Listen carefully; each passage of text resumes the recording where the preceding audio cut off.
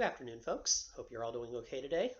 This is going to be part 2 in my ongoing lesson series on the digestive system.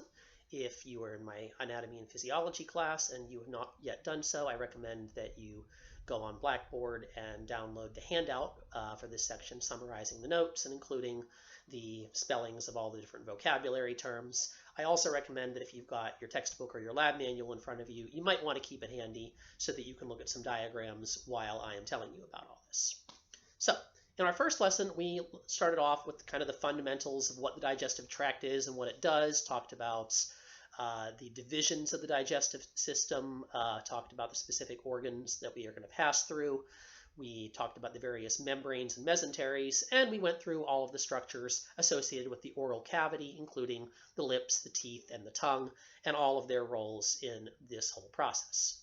Now, before we leave the oral cavity, where I want to start off today is taking a look at an accessory organ, or a group of accessory organs, I should say, that are vital to the portion of digestion that takes place there. And that would be the salivary glands, S-A-L-I-V-A-R-Y, which, as you know, produce saliva, S-A-L-I-V-A. Now, you have several salivary glands. You have a number of tiny little coiled tubular salivary glands located throughout the walls of the oral cavity. You've got the submandibular glands, S-U-B-M-A-N-D-I-B-U-L-A-R, and you have the sublingual glands, S-U-B-L-I-N-G-U-A-L, which you can probably gather from their names, are found at the base of the jaw and underneath the tongue. Your primary salivary glands, however, are going to be the parotid glands, which are 3 large pairs of glands, total of 6, 3 on each side, located anterior to the ears, so right about here in your face. Now, all of these glands collectively secrete the same stuff. They all secrete saliva. Between all of them, they make on average about 1 liter of saliva every single day, most of which you end up swallowing and reprocessing. Now, saliva is an interesting fluid. It's a mixture of serous and mucus secretions, so it's somewhat sticky, but it's also watery in consistency. Saliva has some interesting chemical contents as well. It contains lysozymes, L-Y-S-O-Z-Y-M-E-S, which are antibacterial enzymes to kill the bacteria that come into your mouth along with your food. There are, I should point out, a large population of bacteria native to your mouth. They are, for the most part, resistant to those lysozymes. We also have a couple of different enzymes in saliva that will begin the process of chemical digestion in the oral cavity. About 5% of chemical digestion takes place before the food even leaves your mouth. Those enzymes include salivary amylase, A-M-Y-L-A-S-E, which is a carb digesting enzyme, and lingual lipase, L-A-P-A-S-E, which you can probably guess from the name is a fat digesting enzyme. You might note that there is no protein digesting enzyme in the oral cavity. That's quite important because protein digesting enzymes are potentially dangerous to most of your tissues. Since your body is largely constructed and held together by proteins, we need some special considerations for digesting them to keep the rest of your tissue safe, and the oral cavity does not have those particular protective adaptations. So we're not going to start protein digestion until we get into the stomach, and we'll tell you more about that as we go. Now, saliva has a bunch of different jobs. It serves to lubricate your food, to make it easier to swallow. Also serves to bind together the food particles produced by mastication into a soft, squishy mass called a bolus, B-O-L-U-S, which is also easier to swallow. Obviously, coating the food particles in saliva facilitates chemical digestion, and saliva, of course, is serving to kill bacteria that are present in the mouth as well. Now, saliva also keeps the oral cavity moist. You might recall your oral cavity is a moist, stratified squamous epithelium, a very thick layer of cells to protect against abrasion from chewing and from the food rubbing against them. But saliva serves to moisten that lining so that the lining of your mouth does not become dry and cracked. Same with the surface of your tongue. Oh, and one other thing. You can't really taste things unless they are in solution. Dry tongue has almost no sense of taste, so saliva acts to dissolve chemicals present in the food and spread them over the surface of the tongue so that your taste buds can detect their content. Now, salivation is an interesting reflex because it changes depending on your circumstances. When you get frightened, serous fluids decline, and that means the mucus component of your saliva becomes thicker. That leads to a sensation of dry mouth associated with fear or stress. And the reason for that is largely because your body is prioritizing the fluids to make more, to increase blood pressure during a time whenever you're trying to get more blood flow to your tissues, fight or flight response. You don't need saliva whenever you are frightened. Remember, after all, that we're routing blood where it is most needed. We're routing fluids as a whole where they are most needed. And your digestive tract largely shuts down whenever you're in a sympathetic response. So one of the effects of that is that sensation of dry mouth. Now, the salivation reflex is interesting because it happens in response to the need to process food. It's regulated by the autonomic nervous system. You don't have to think about this. You can't consciously control salivation. And it responds to the known need for food. And that means that the taste of food will trigger you to salivate. As you all know, the smell of food will trigger salivation. You walk into a good restaurant, you smell that first breath when you get in the door, and it smells so good, your mouth starts to water. The sight of food. You come in and you see a spread of delicious food on the table, or grandma sets down the Thanksgiving turkey in front of you and your mouth starts to go, right? And you know what? Even thoughts of food will trigger salivation. Because here's the thing, guys. Our brain does not distinguish in a lot of ways between visual data and imaginary data. That the sensory processing centers that allow you to close your eyes and visualize a cheeseburger and think about it and think about its flavor and its texture and its appearance are the same centers that are processing that data if you are actually looking at the cheeseburger for real. So in other words, you think intensely about food, your mouth will start to water. Try it right now. Close your eyes. Visualize something that you like to eat. I don't care what it is. Whatever you really want to be eating right now. Whatever you haven't had for a while we've been shut up inside. Think about it. Take a real long, slow bite. Chew it slowly. Feel it spreading out over the surface of your tongue. Taste it. Yep. You feel your mouth watering? I certainly feel my mouth watering. Crab legs. That's where I am at right now. So, yeah, there's the very strongly psychic components in the sense of mental appreciation or comprehension of how we eat. And a lot of aspects of the digestive system respond to psychological stimuli. There's a very close relationship between how we think about food and how our digestive system processes it, and also between digestion and emotional states. Depression, stress, a lot of other emotional conditions, as you're well aware, can strongly impact how you eat and how your digestive system is functioning. And this is just one example of how all that works. So, during this process of mastication, we're working our jaws rhythmically. We are opening and closing the jaw. As we do, we are chewing the food, breaking it apart from the big bites that you took initially into tiny food particles.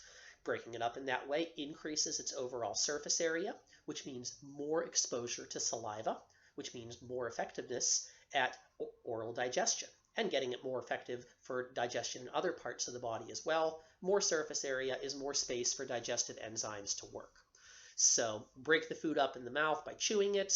As you're chewing, you're also working the saliva into the food. You're pushing it down in, working it through as you break the food apart with your teeth. And that in further is going to, get that food exposed to that saliva, both for antibacterial purposes and for digestive purposes. As you were chewing, your tongue is shifting the food around in your mouth. Pay attention the next time you chew. Pay attention to what's going on, and you'll feel that your tongue is moving the bolus of food around in your mouth, shifting it from one set of teeth to another, because as you saw in our last lesson, different kinds of teeth help us to process food in different ways. So moving the food around in the mouth makes it as efficiently processed as possible. Your tongue then is shaping the food into a squishy ball, a bolus as this happens. The saliva is facilitating sticking it together. Finally, once you have thoroughly masticated your food, you can begin to swallow it. Your tongue will push the food up against the hard palate and back into the pharynx. Now, I want to talk about the swallowing reflex in a minute, but before we can talk about that, I need to tell you about more parts than just the mouth. We need to find out where the food is going next.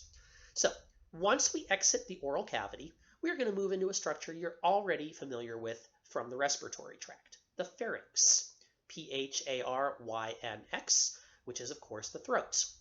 Now, I'm not going to discuss the pharynx in as much detail as I am the rest of the digestive tract for the simple reason that you already know about it.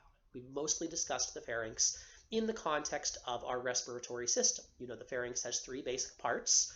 We have the nasopharynx, N-A-S-O pharynx, which is the portion posterior to the nasal cavity and superior to the oral cavity. We have the oropharynx, O-R-O pharynx, which is the common passageway used by both air and food, connected to both the nasopharynx and the oral cavity. And finally, at the distal end of the passage, we are going to have the laryngopharynx, L-A-R-Y-N-G-O pharynx. And the laryngopharynx is the portion of the pharynx that is exclusively a digestive passageway, conveying food from the oropharynx to the esophagus. So, nasopharynx, if all's going well, it should never have food in it. You know, that's not part of the digestive tract. It is strictly respiratory. The oropharynx is both a respiratory and a digestive passage. Laryngopharynx is exclusively a digestive passage. That said, you do swallow a little bit of air along with your food. Air bubbles can accumulate in the stomach for that reason, and also certain foods that you're digesting are going to release more gases. And what that means is that you're going to have occasional buildup of air or gases in your stomach, which is periodically released when you burp. You know, when you burp, when you belch, you know, you're releasing stomach gases. You all know that when somebody eats fast, they are more likely to burp afterwards, right? Because you're swallowing more air when you're eating more quickly. So, food exits the oral cavity through an opening called the fauces, F-A-U-C-E-S, and enters the oropharynx from there. From the oropharynx, it's going to move downward in the inferior direction until it enters the laryngopharynx. Both the oropharynx and the laryngopharynx are lined with a stratified squamous epithelium, moist like that inside of the mouth to protect against abrasion from the food. And in the posterior wall of the pharynx, you will find three sequential muscles, the pharyngeal constrictors, P-H-A-R-Y-N-G-E-A-L, constrictors, C-O-N-S-T-R-I-C-T-O-R. Those are the muscles that are going to contract to assist with swallowing, moving the food downward as you swallow into the esophagus. Now, we get down into the laryngopharynx. We've got a branching point here. We have two openings we can follow, one to the laryngopharynx and the esophagus, one that goes into the lower respiratory tract. You might remember the glottis. The glottis is the opening from the laryngopharynx to the lower respiratory tract. We don't want our food to go there. Fortunately, we have a defensive measure against that. We have the epiglottis, E-P-I-G-L-O-T-T-I-S.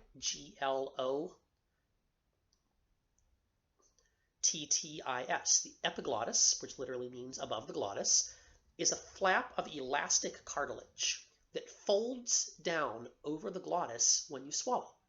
This has the effect of covering up the glottal opening, and as a result, the food bypasses the glottis and continues down the laryngopharynx toward the esophagus.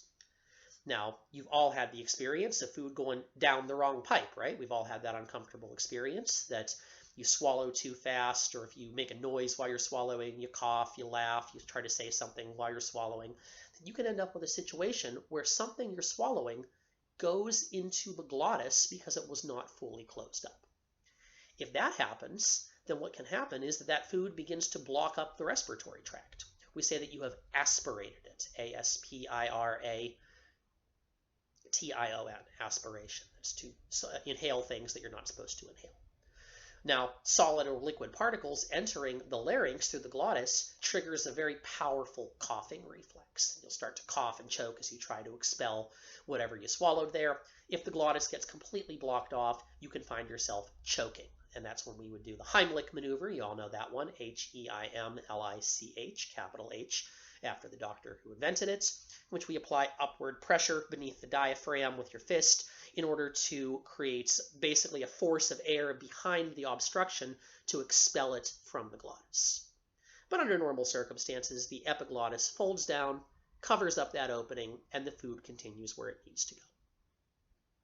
Now, where it needs to go next, at the bottom of the laryngopharynx, is the esophagus. E-S-O-P-H-A-G-U-S.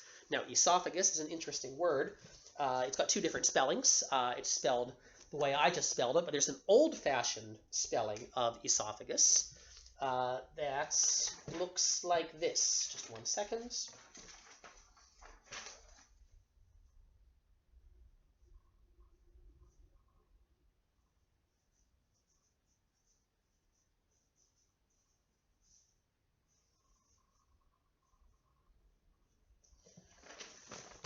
Like so.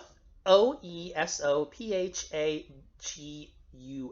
Esophagus spelled O-E. That O-E is a digraph from Greek and ancient Latin.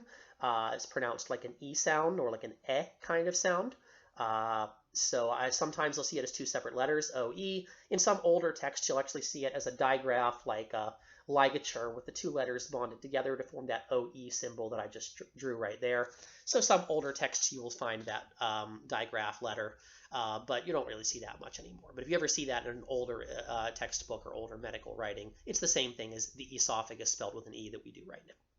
So anyhow, the esophagus is a muscular tube about 25 centimeters long, extends from the base of the laryngopharynx to the stomach.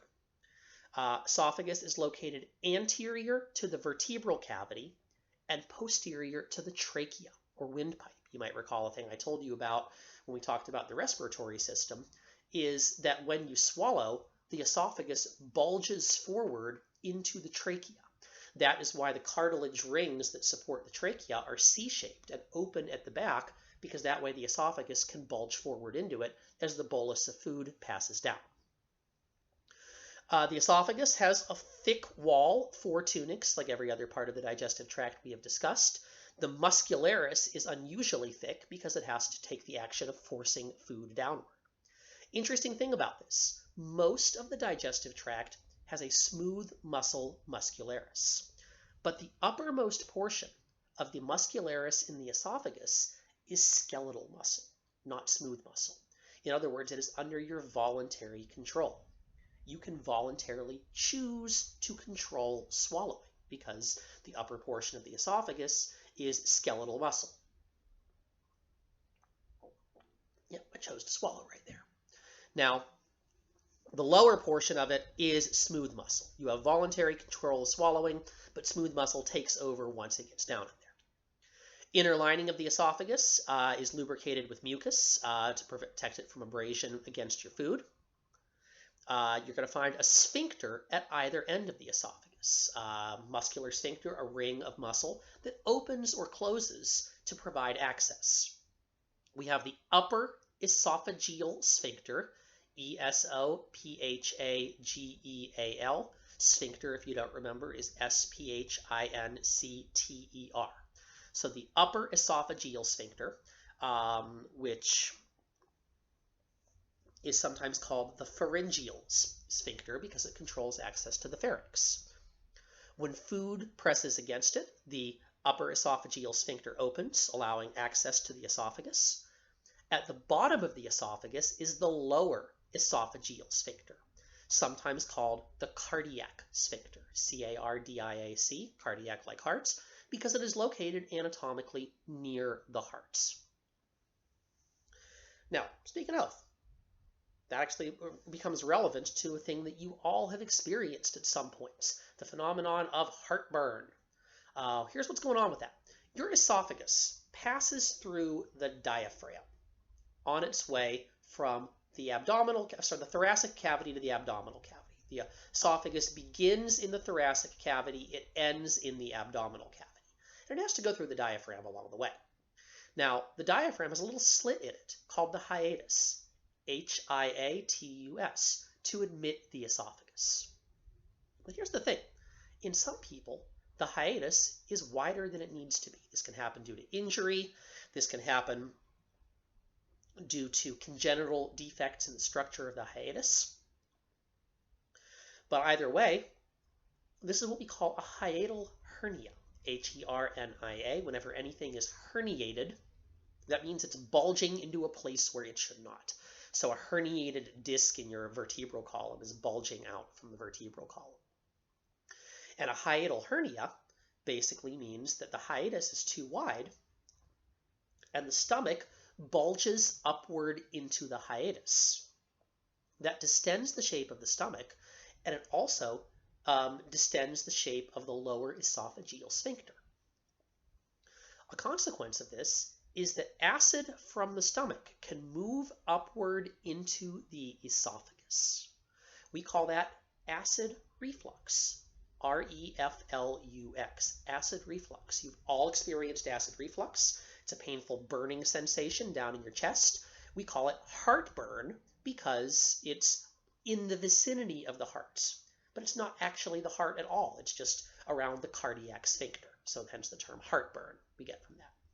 Now, a hiatal hernia can be a source of acid reflux, but just because you're getting acid reflux does not mean that you're going to end up, that does not mean you necessarily have a hiatal hernia.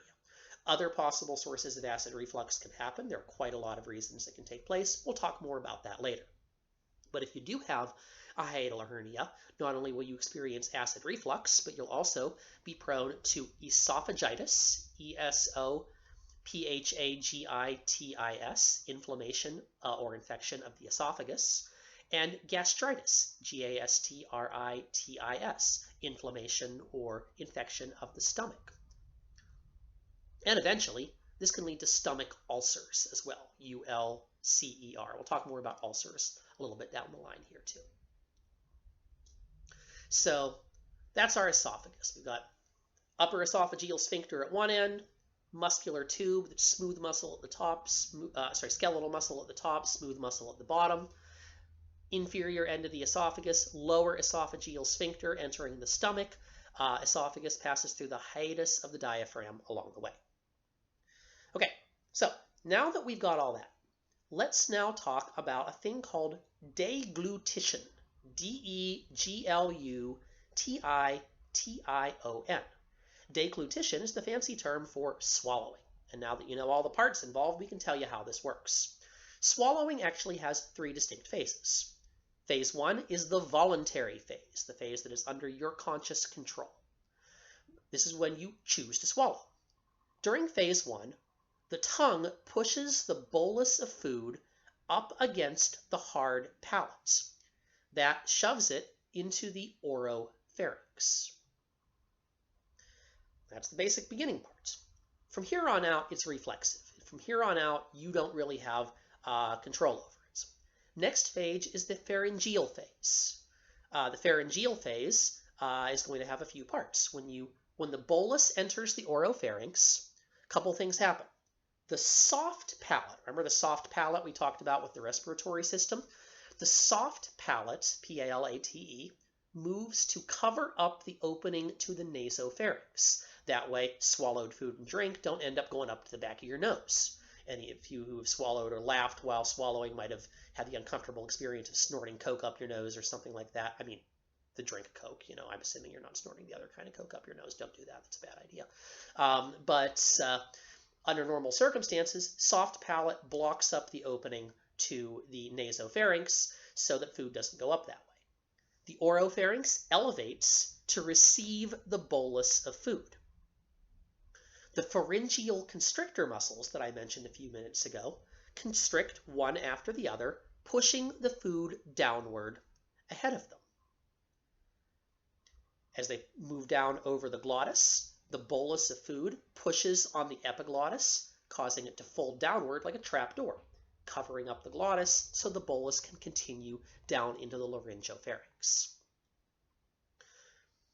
Pharyngeal phase ends whenever the bolus pushes against the upper esophageal sphincter, and that muscle relaxes to admit the food.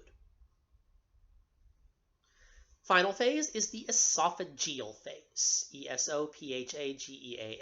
This is the longest phase of swallowing. It actually takes 5 to 8 seconds to complete. So you want to make sure that when you're eating, no matter how hungry you are, give yourself a couple seconds to finish swallowing before you send the next bite on down, or you're going to get an uncomfortable backed up feeling. Esophageal phase lasts 5 to 8 seconds, begins whenever the bolus passes through the upper esophageal sphincter. Once it moves into the esophagus, we're going to experience a wave of muscular contraction that starts at the upper end of the esophagus and goes down the lower end. That wave of contraction, if you don't remember this term from earlier lessons, is called peristalsis. P-E-R-I-S-T-A-L-S-I-S. Peristalsis is a wave of muscular contraction along the length of a tube. Think of it as like you're taking a tube of toothpaste and squeezing it from one end to the other and pushing the toothpaste from the bottom up to the cap to squeeze it out. That is how the esophagus works. We have this peristaltic wave of muscular contraction. Initial phase of that is voluntary. You contract the skeletal muscle at the top of the esophagus when you swallow. And then the rest of it is smooth. The smooth muscle is involuntary. It takes over once the bolus gets that far down. As the esophagus constricts, it pushes the bolus ahead of it down the length of the esophagus. The bolus eventually reaches the lower esophageal sphincter, pushes on it, it relaxes to admit the food to the stomach. This whole process, I should point out, is stimulated by the enteric nervous system. The enteric plexi surrounding the esophagus stimulates the muscles there to strengthen the contraction and keep the food moving along smoothly. The vagus nerve also helps with this. Vagus nerve sends a parasympathetic signal to relax the esophageal sphincters, allowing them to open more effectively to admit food to the stomach. All right, so that's deglutition, that's swallowing. And now we have dropped our bolus of food into the stomach.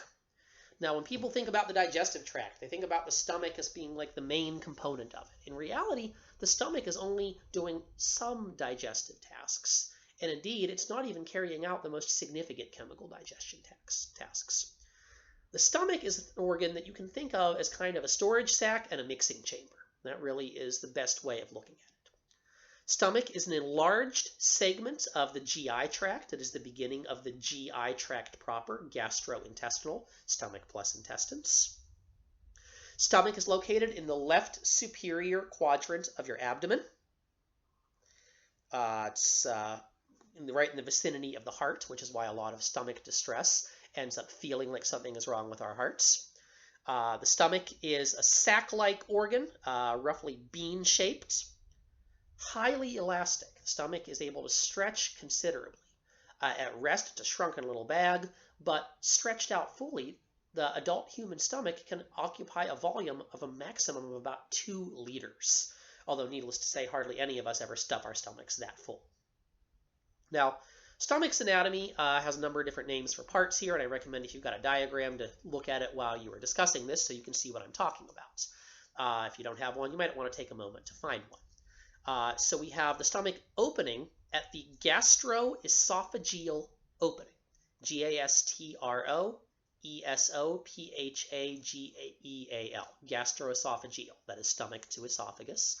So the gastroesophageal opening, also called the cardiac opening. That leads directly into the proximal end of the stomach, which is called the cardiac part of the stomach. From there, we move into the superior portion of the stomach, which is called the fundus, F-U-N-D-U-S, it bulges upward. Main portion of the stomach, the largest compartment within it, is called the body of the stomach. Stomach curves off to the right. We talk about it having 2 curvatures. There is the greater curvature, which is on the left and inferior surface of the stomach, and there is the lesser curvature on the right and superior surface of the stomach. Body of the stomach narrows as it moves to the right. The narrow end of the stomach on the right is the pyloric part of the stomach, P-Y-L-O-R-I-C. The pyloric part of the stomach terminates at the pyloric opening, which is controlled by the pyloric sphincter. The pyloric sphincter controls access from the stomach to the duodenum of the small intestines. And the pyloric part of the stomach, sometimes it's just called the pylorus for short. You'll hear that word pylorus used for both the pyloric sphincter and the pyloric part of the stomach. Now, if I'm looking at the walls of the stomach has a multi-layered wall. It has an epithelial outer layer that is a serous membrane, which lubricates it as it rubs against other organs in the abdominal cavity when it moves. We have a tough connective tissue sac. And then we have an unusually thick muscularis. The muscularis of the stomach actually has 3 layers of smooth muscle rather than the normal 2. Those layers are called, from most superficial to deepest, we have the outer longitudinal muscle, Longitudinal.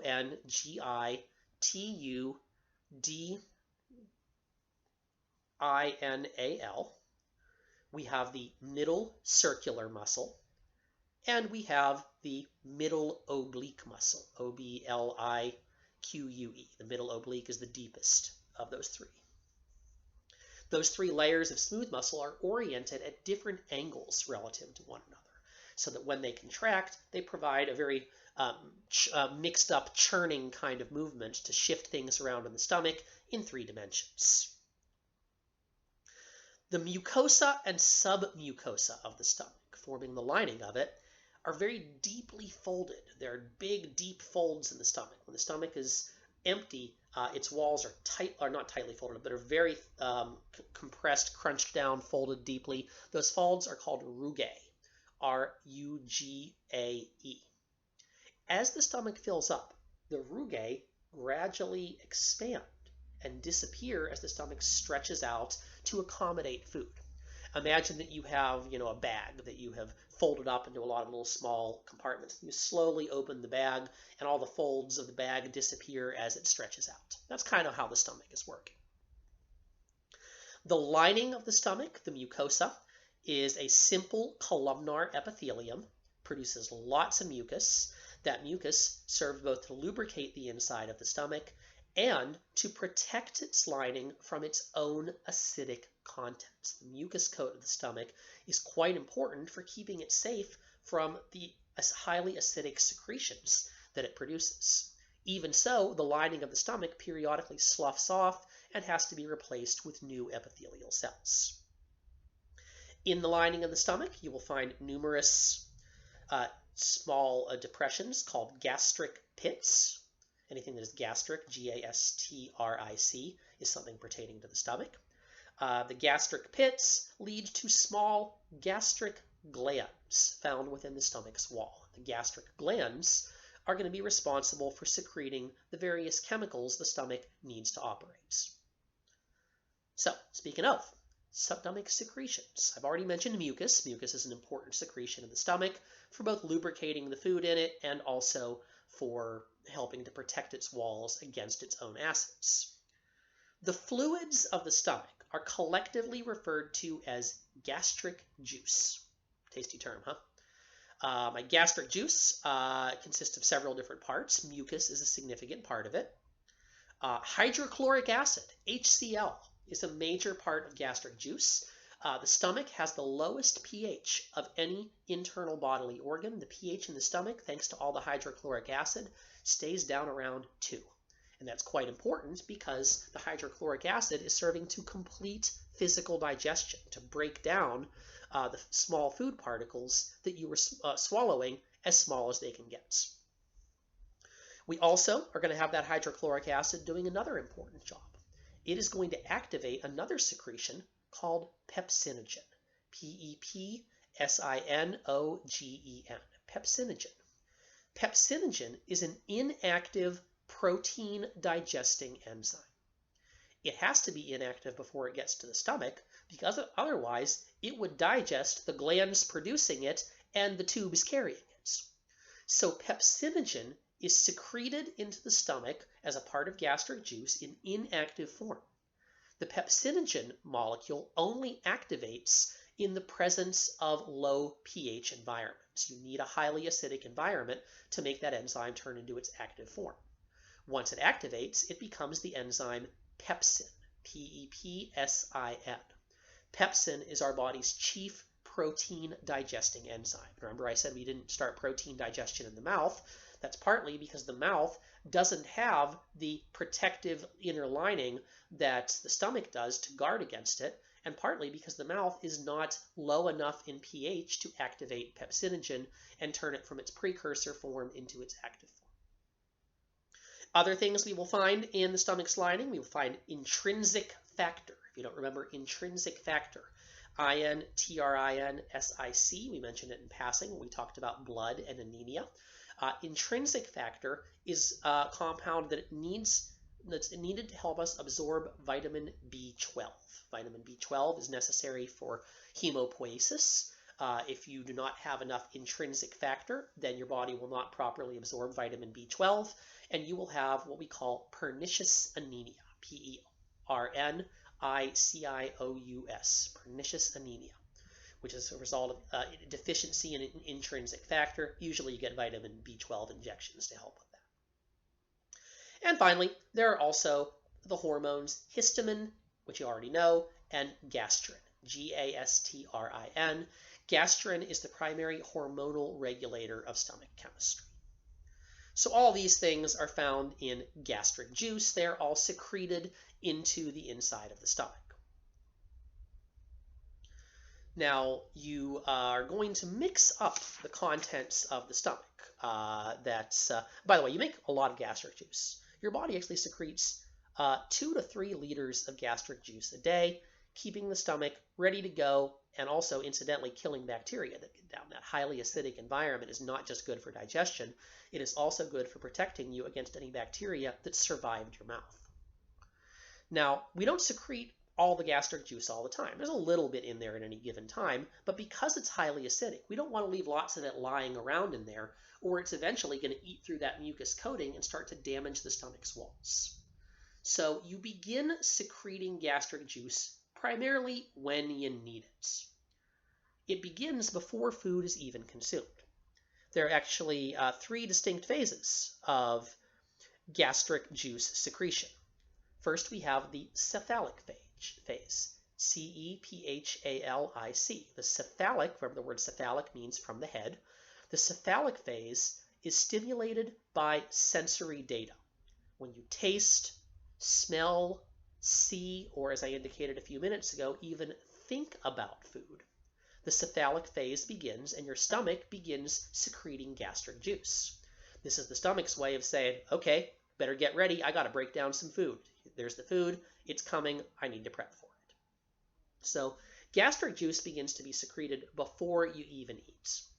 This incidentally can lead to heartburn if you find yourself in a situation where you are expecting to eat or you are hungry and gastric juice is being secreted and there's nothing for it to work on. Excess acid sloshing around in there can lead to some acid reflux, which can cause some heartburn, which is why your stomach often hurts. You get that little bit of acid heartburn reflux if you're delaying a meal for a while. Now, when food enters the stomach, the secretion increases. You get more gastric juice at that time. It peaks at this time during what we call the gastric phase. The gastric phase is the period of peak gastric juice secretion triggered by the arrival of food. I should point out that certain drugs also trigger the gastric phase, most notably alcohol and caffeine. And some of you might be aware, okay, if I drink coffee on an empty stomach or if I drink alcohol on an empty stomach, I get some discomfort, right? I get some heartburn. It's because those drugs entering the stomach stimulate the gastric phase and cause you to secrete lots of gastric juice. And as I previously indicated, if it's sloshing around in there with nothing to work on, it's going to cause some uncomfortable burning sensations. And finally, we will have the gastrointestinal phase. Gastrointestinal, gastrointestinal. This is the last phase of gastric juice secretion. It declines during this phase. This is the phase when the contents of the stomach are being shifted to the small intestines, and therefore less gastric juice is required. Now, gastric juice is in your stomach, right? What we're doing here is that the stomach is going to be a mixing chamber. That's its chief job. The stomach is going to churn up the food that comes in. Those layers of smooth muscle are going to shift and move in different angles, mixing up the food in the stomach thoroughly with the gastric juice. Once you've swallowed food, your stomach is going to churn it approximately every 20 seconds. Most of the stomach's contractions are weak contractions called mixing waves, which do exactly what they sound like they do. They mix up the food with gastric juice. That facilitates both physical and chemical digestion. The acids of the stomach break apart the small food particles into individual food molecules.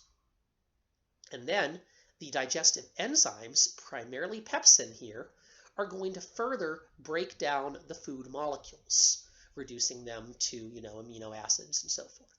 So this is where we finish physical digestion. The physical or mechanical part of digestion, the physical breakup of food particles, is completed in the stomach. The chemical digestion of proteins begins in the stomach, but we have not finished chemical digestion yet, and in point of fact, we're not going to. Chemical digestion is not going to be finished until the intestines. Now, about 80% of your stomach's contractions are mixing waves, but periodically, you're going to get a stronger kind of contraction called a peristaltic wave, P-E-R-I-S-T-A-L-T-I-C. As you can probably gather from the name, peristaltic waves cause a peristaltic contraction of the stomach, squeezing the contents along its length toward the pyloric sphincter. During peristaltic waves, tiny amounts of material will be squirted into the duodenum of the small intestine. Now, material, I should be using another name at this point. Once we have mixed up your food with the stomach gastric juices, what you're going to end up with is an acidic material called chyme.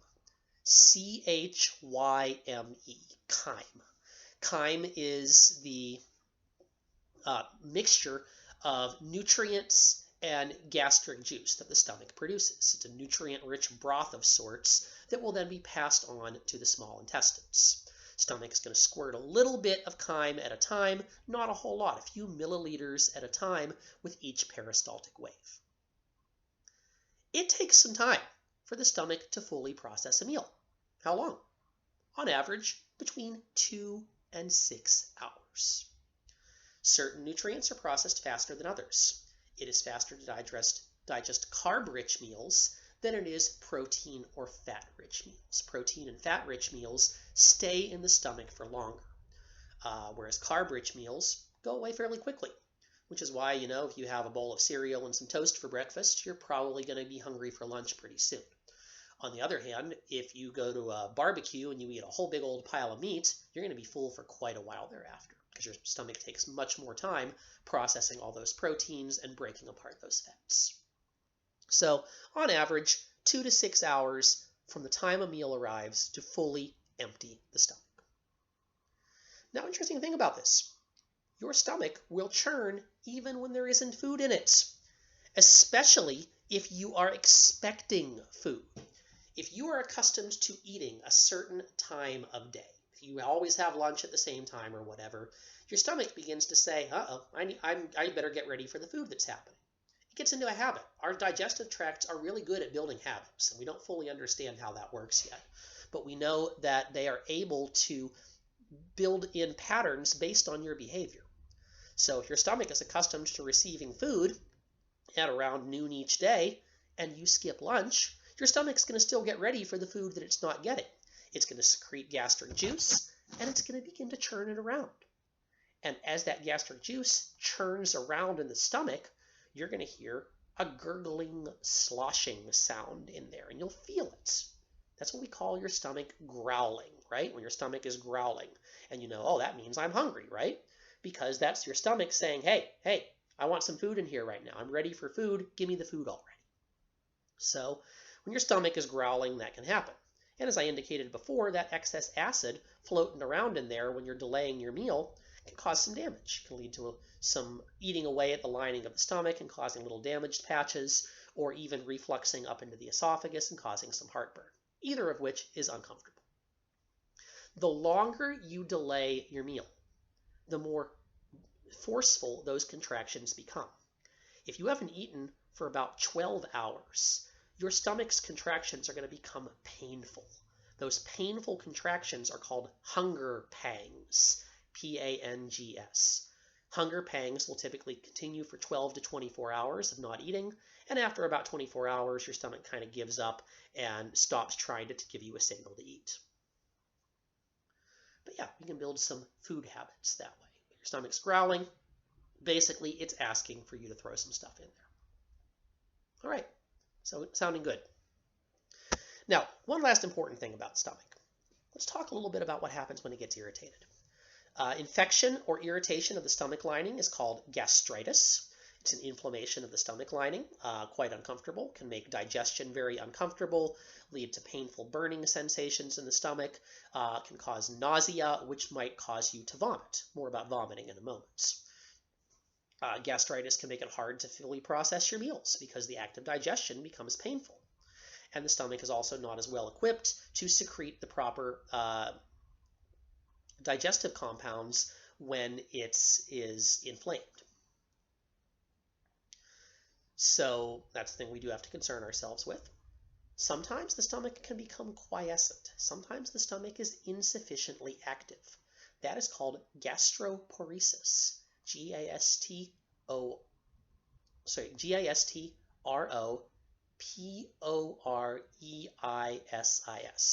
Gastroparesis. That is insufficient activity of the stomach. Basically, the stomach isn't churning adequately. And you have food in your stomach that's just kind of sitting there like a lump. You're going to feel full, and it's not going to move along, and you're going to just feel this very uncomfortable sensation there. Gastroparesis is often a consequence of depression. It can be a consequence of certain medications that can stimulate gastroparesis as a side effect. Sometimes appetite stimulants can help with that. Sometimes anything that helps to get the stomach going. In some cases, like a stimulant drug like caffeine can help with that in some cases. Now, we talked about heartburn already, but let's talk about a special consideration. We all get heartburn from time to time. The lining of your stomach can be irritated temporarily by stress, which changes hormone secretions. It can become irritated by acid sloshing around when you haven't put enough food in there. It can become irritated by excess acids from caffeine or alcohol on an empty stomach. It can become irritated by some spicy foods. And some people have problems with different things. Your spice threshold might be that you order Ted at the Indian restaurant. Your spice threshold might be that garlic makes you sick. And that'd be very tragic. But that seems to be largely genetic, I should point out.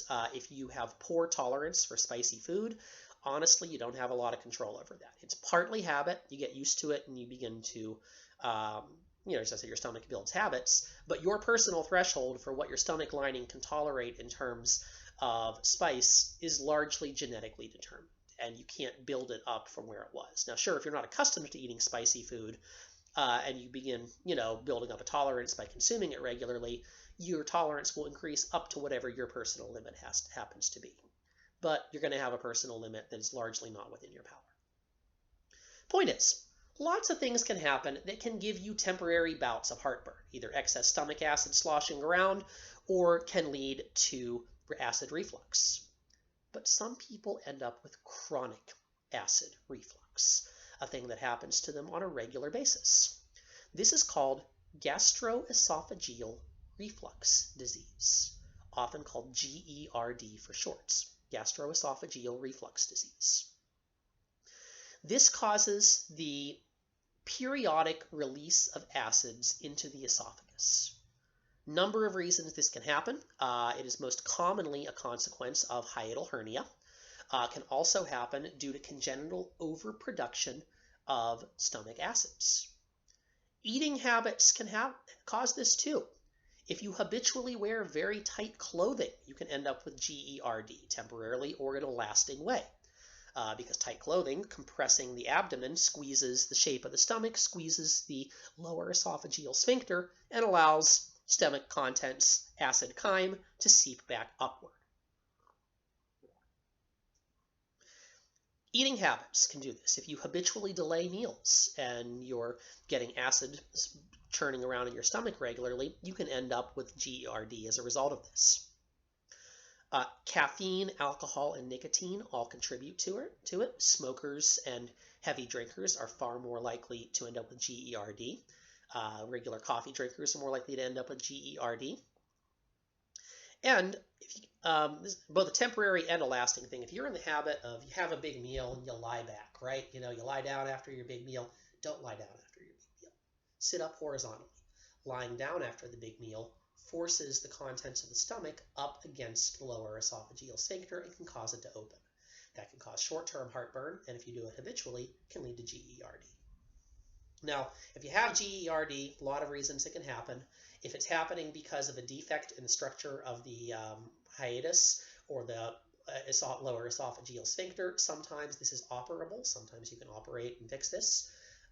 Sometimes all you can do is treat it. There are medications that you can take to reduce acid reflux, and that's really the best management. But as you can see, a lot of good dietary habits will contribute to this. Don't overeat, especially fat-rich meals, because fattier meals are more acidic and more likely to lead to acid reflux. Don't consume alcohol or caffeine on an empty stomach. Don't lie down after a big meal. Don't wear tight clothing if you're planning on eating a big meal. These are all things that can contribute. And of course, there's stress. Obviously, we all know that stress is an issue for our bodies in all kinds of ways. And as I said, there's a strong link between your emotional state and your digestive state. We do not fully understand the reason for this, but emotional stress can cause stomach distress. It can cause oversecretion of acids, greater likelihood of acid reflux, greater likelihood of ulceration, more on that in a moment. And for some reason, you can also get gastroparesis as a consequence of stress. We do not know why. Both nausea, which can make you vomit, and gastroparesis can be stress consequences. But there's a strong correlation between GERD and emotional stress. So it's a thing to keep in mind. If you can reduce your stress levels, you'll probably be doing your stomach a favor, and your heart, and really all of your body. Okay, so before we leave the stomach behind, actually, that's appropriate to say, let's talk about what happens when we leave the stomach behind. Specifically, let's talk about what happens when we leave the stomach behind the wrong way. Vomiting. VOMIT. Vomiting is the forceful ejection of the stomach's contents. Happens via reverse peristalsis, that we are running peristalsis in reverse. We are having the contractions that normally push things downward, pushing them upward instead. Why would vomiting happen?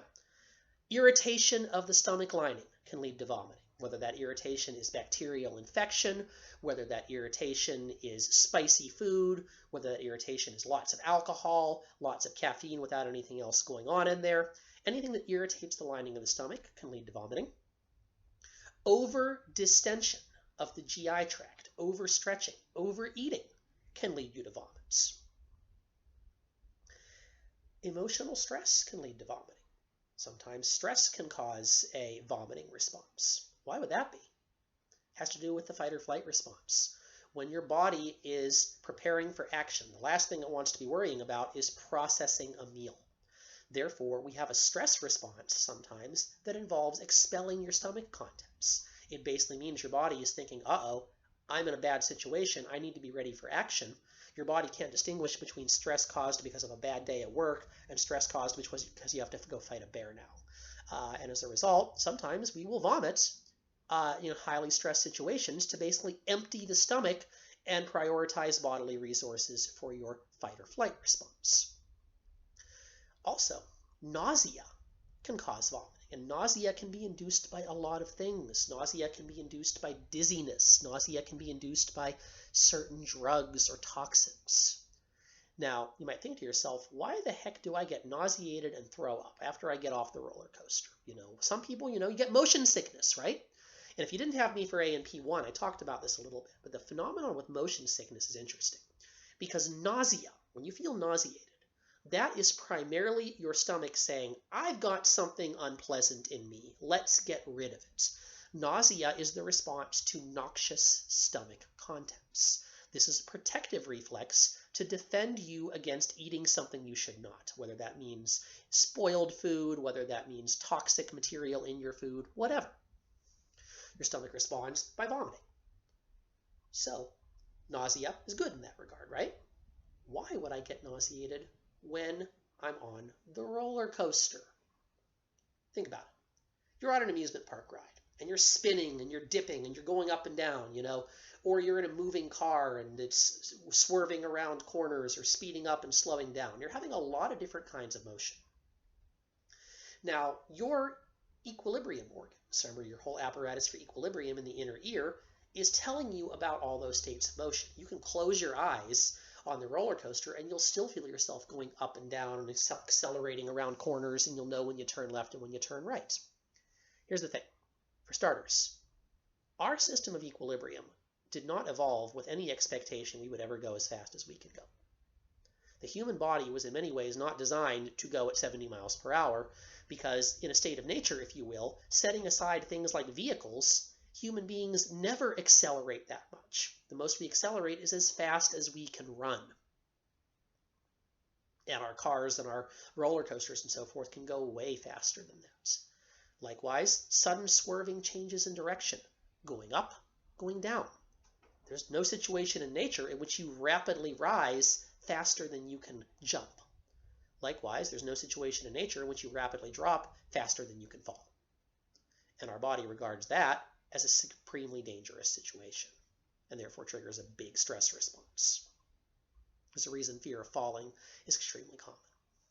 But anyhow, though, when your equilibrium apparatus is trying to deal with all these sensations, this sudden jerking around, changing back and forth, especially if your visual input is not matching the movement. A lot of you get sick to your stomach when you're reading in a moving car, right? It's a common sensation that people can't read in the car because they get sick to their stomach. The reason for that is because you're looking at the book or the phone and your eyes are focused on a fixed point.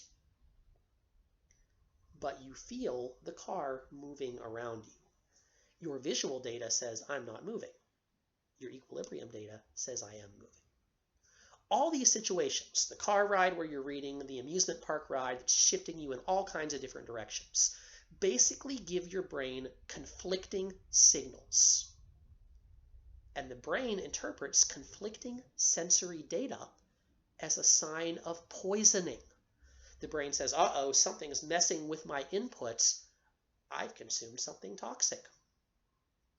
Therefore, the response to motion sickness is nausea and vomiting.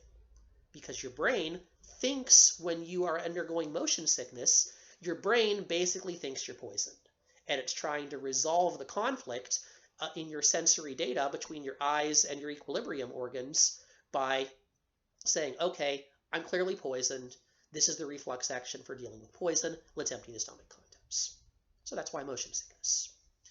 So what happens when you vomit? Whatever the cause of vomiting, there are a few things that are going to happen. Your stomach is going to contract and forcefully push its contents upward into the esophagus. Lower esophageal sphincter opens during reverse peristalsis. Stomach contents rise into the esophagus. You will reflexively take a deep breath. Next time you're vomiting, if you have the presence of mind to think about it, pay attention to what your body does. You will reflexively take a deep breath. Your glottis will pinch closed. Your nasopharynx will close off. The soft palate will close the nasopharynx. The upper esophageal sphincter will open, and then the diaphragm will forcefully contract. And that has the effect of shoving the stomach contents upward through the esophagus, through the pharynx, and out the mouth.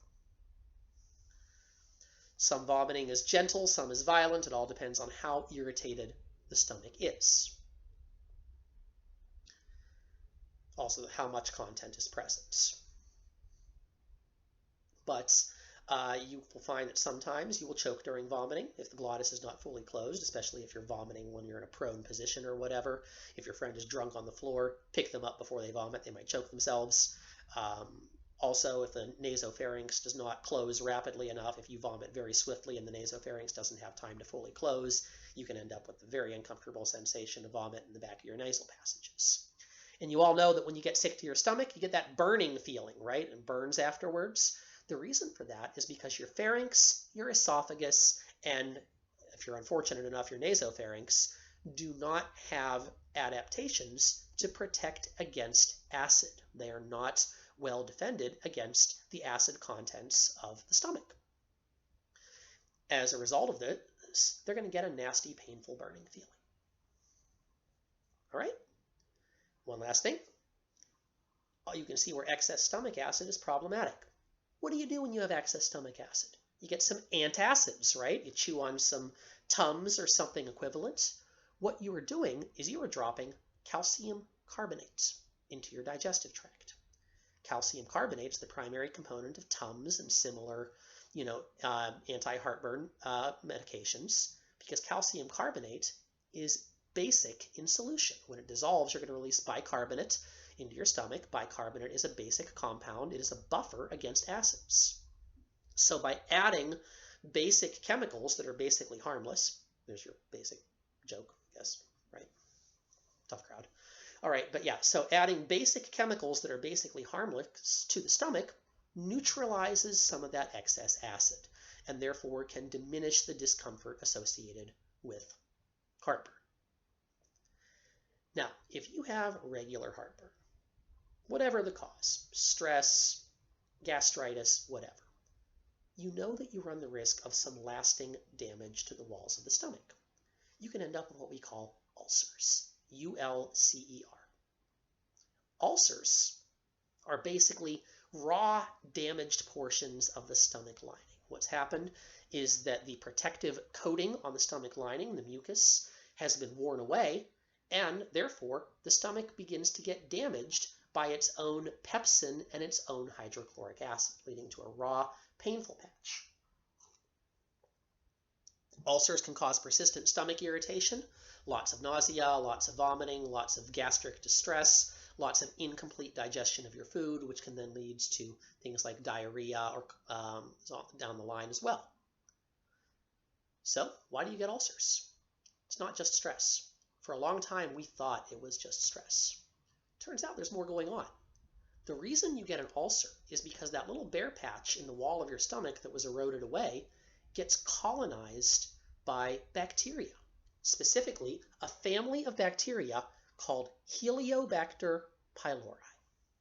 Helicobacter, H-E-L-I-O-B-A-C-T-E-R, that's the genus name. Pylori, species name, P-Y-L-O-R-I, Helicobacter pylori.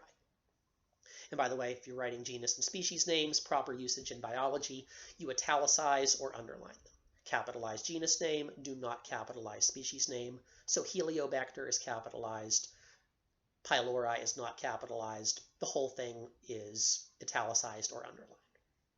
So Helicobacter pylori are bacteria that can colonize that raw patch in the stomach's wall. Basically, an ulcer is a localized infection in the wall of the stomach.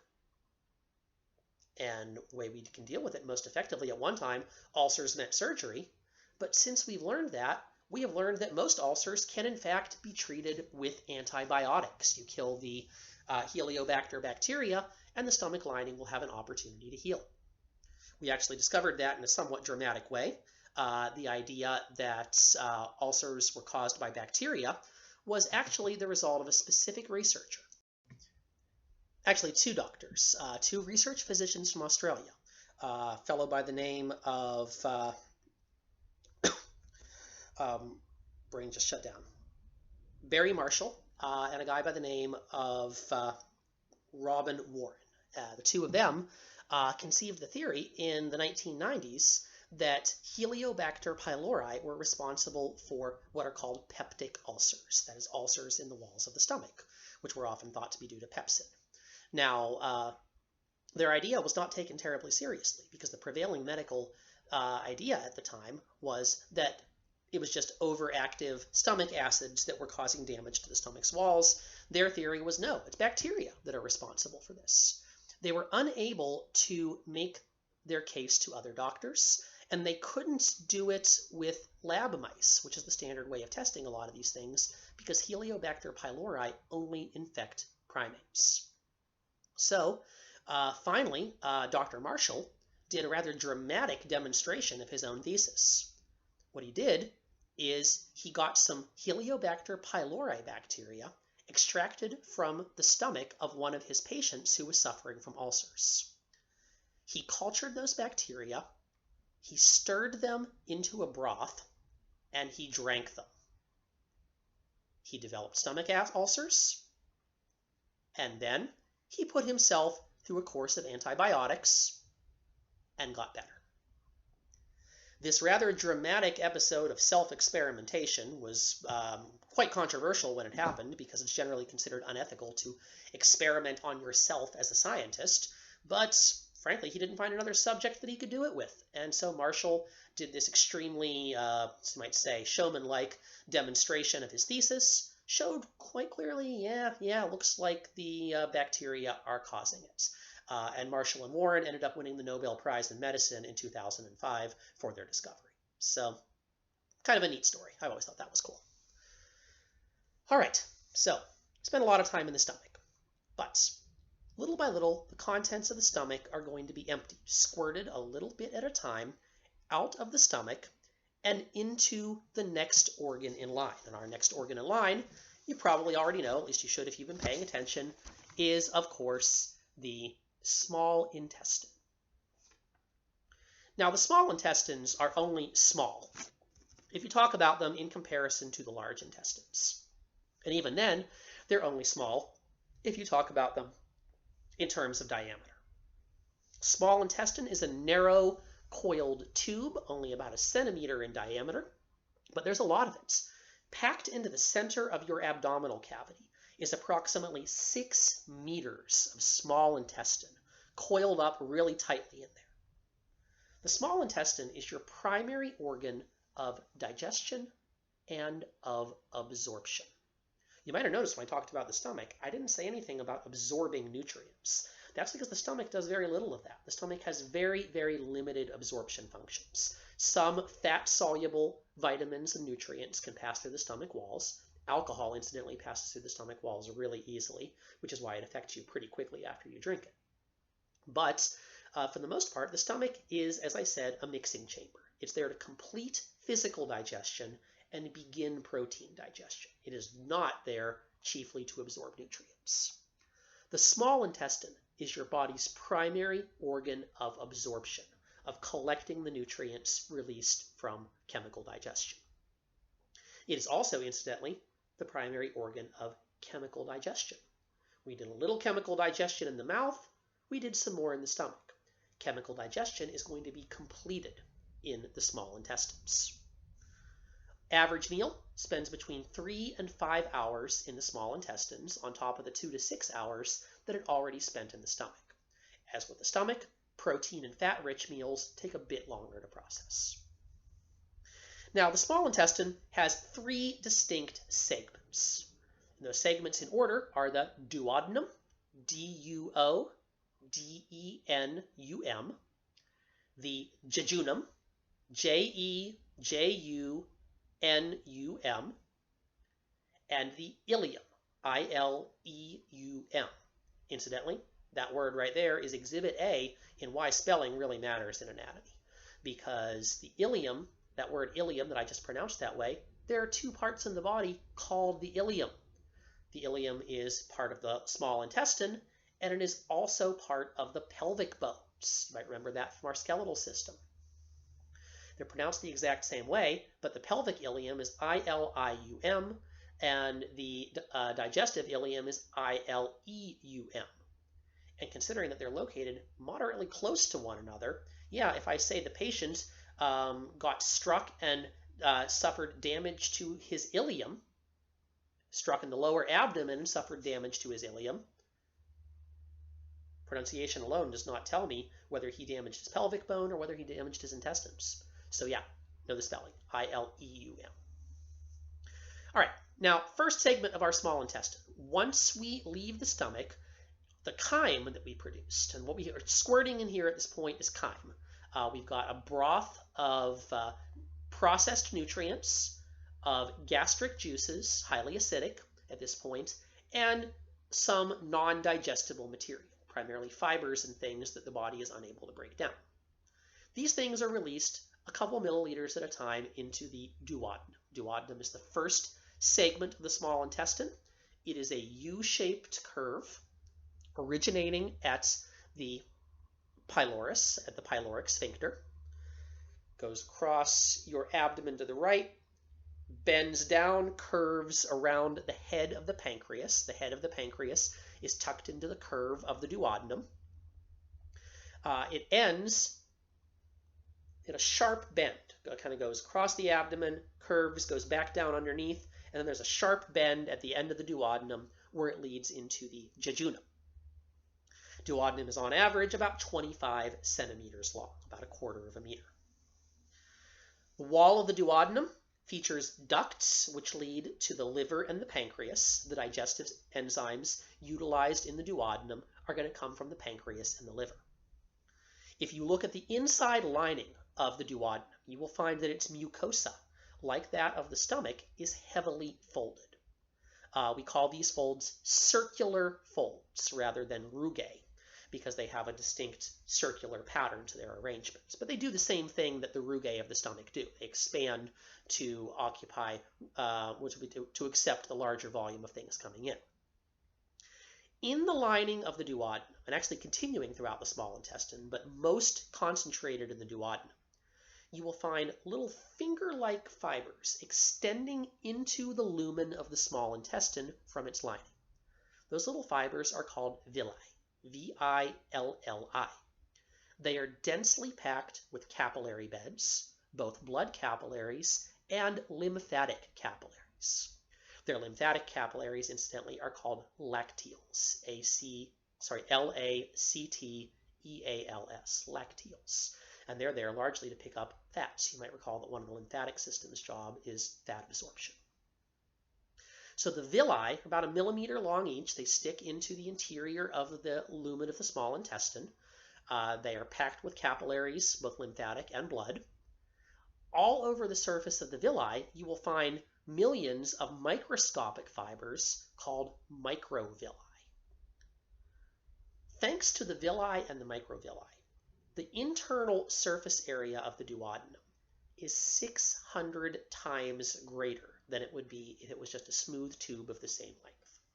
Providing that much surface area is vital because that provides lots and lots of surface for nutrient absorption. Remember, the goal here is to get as many nutrients out of our food as we possibly can. So we want to absorb lots and lots of nutrition.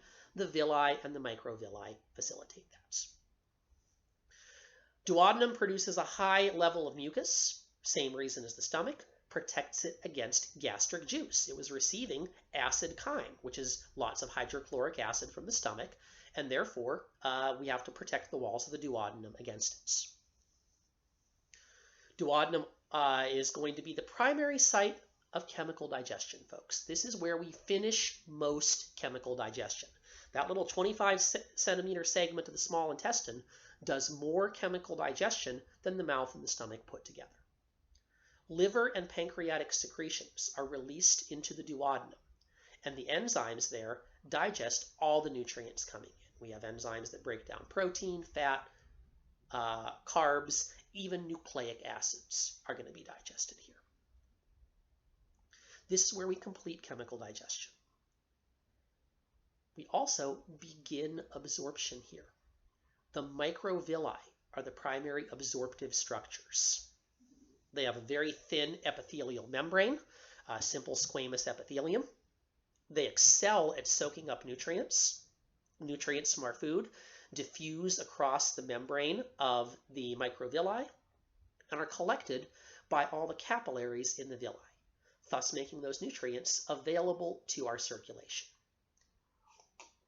So in the duodenum, we complete chemical digestion and we begin the absorption of nutrients. Now, from here, we are going to continue moving the contents of the intestines. The chyme is going to continue making its way down the length of the small intestine. There are periodically going to be peristaltic contractions that move it along. For the most part, this motility is regulated by local reflexes. Like most parts of the digestive tract, the small intestine's motility is auto-regulating. We have two kinds of contractions that happen in the small intestine. We have segmental contractions. These are limited section contractions. A little portion of the small intestine will constrict at once. That mixes up the contents of the small intestine and facilitates improved absorption. Then we have longer peristaltic contractions, which via peristalsis squeeze the tube of the small intestine and force the chyme further along. Now from the duodenum, we go into the jejunum, J-E-J-U-N-U-M. The jejunum is about 2.5 meters long. It is the primary site of absorption. Most nutrient absorption takes place in the jejunum. It's very structurally similar to the duodenum, but it has fewer circular folds, and as you go along its length, fewer villi. So the further along the jejunum you get, the fewer villi there are, and the fewer circular folds there are. Because the further along you get, the less you need, because you've already soaked up a lot of nutrients with the ones that came before. So as chyme makes its way along the jejunum, we are gradually soaking up nutrients through the villi and microvilli. We have fewer and fewer of those as we proceed. Finally, we move into the last segment of the small intestine, the ileum, I-L-E-U-M. The ileum is the longest portion of the small intestine. It is approximately 3.5 meters long. So the overall length, 3.5 meters or so of ileum, 2.5 meters of jejunum, about 25 centimeters of duodenum, a little bit over 6 meters in most people. Now the ileum is structurally similar to the jejunum, but as you continue along the length, it's going to gradually get narrower. We're going to be narrower and narrower. The duodenum is the widest part, the jejunum is narrower, and the ileum is narrower still. The walls of the ileum are the thinnest walls of any portion of the small intestine. We are gradually going to have a thinning of the walls as we go further along, because that makes it easier for any remaining nutrients to diffuse across them. And we're going to have gradually fewer circular folds and villi as well. There are fewer villi in the ileum than there are in the jejunum, gradually declining as we go along, because again, by this point in time, we have absorbed most of the nutrients. But the chyme continues its way along the ileum. The ileum continues absorbing any nutrients not yet picked up by the jejunum or the duodenum. Also in the ileum, we are going to find an interesting feature that the rest of the small intestine doesn't have. We're going to find little patches of lymphatic tissue, patches of lymphatic cells. You might recall them from our discussion of the lymphatic system. They are called Peyer's patches, capital P-E-Y-E-R. Peyer's patches, named for the physician who first described them, capitalize that, are permanent patches of lymphatic cells located along the length of the ileum. Their job is to help kill foodborne pathogens that have managed to survive this far. And you might have noted we have several layers of defense here. We have the lysozymes in the mouth. We have the acids of the stomach. Now we have the Peyer's patches to further protect us against bacteria that have managed to make their way this deep. Finally, the ileum is going to end at the ileocecal junction, I-L-O-C-E-C-A-L, junction, J-U-N-C-T-I-O-N. At the ileocecal junction, we will find the ileocecal sphincter, the ring-shaped muscle that controls the opening, and we will find the ileocecal valve, a valve which prevents backflow from the large intestine into the small intestine, because that's what happens at this junction. The ileocecal junction is where the small intestine meets the large intestine. And we want to make sure that we're not backflowing the contents of the large intestine into the small intestine. Because by the time we get to the end of the small intestine, we have soaked up almost all the nutrients. What's left at this point is going to be water, leftover contents of the gastric juice, a very few nutrients that have not been fully soaked up, and a lot of non-digestible material, primarily fibers that your body cannot break down. In other words, what we mostly have left at this point is fluids, electrolytes, and waste material. We don't need that going back up into the small intestine, hence the valve. We call this the ileocecal junction because it is the place where the ileum of the small intestine meets the cecum, C-E-C-U-M, of the large intestine. Okay, so that gets us to the end of the small intestine. We are not quite done discussing the digestive portions of it, however. We've talked about the small intestine, but we have not yet talked about the accessory organs that make its functions possible. So I think we're going to tie off the lesson at this point. We've gone long enough, I believe. Our next lesson, we're going to begin with the accessory components of the digestive act.